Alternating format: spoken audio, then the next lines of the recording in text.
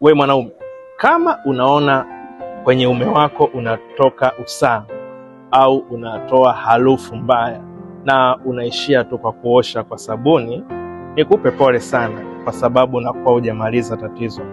Wanaume wengi wanaofanya hivi wanaishia tu kupunguza ngozi zao, lakini maambukizi bado yako pale pale, kwa sababu virus wanakuwa wameshambulia kwa ndani.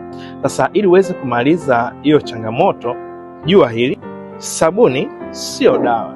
Ni vyema uweze kupata dawa ambayo itatibu kuanzia ndani na kuondoa kabisa changamoto yako, na tatizo litakuwa limeisha kabisa.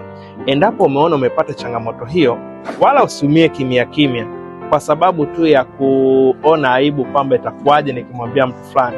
Wewe chukua namba zangu kwenye bio, tuwasiliane, alafu mimi nitakushauri, nitakuelekeza ni tiba gani unaweza kutumia kwa kujitibia na hiyo tatizo likaisha kabisa.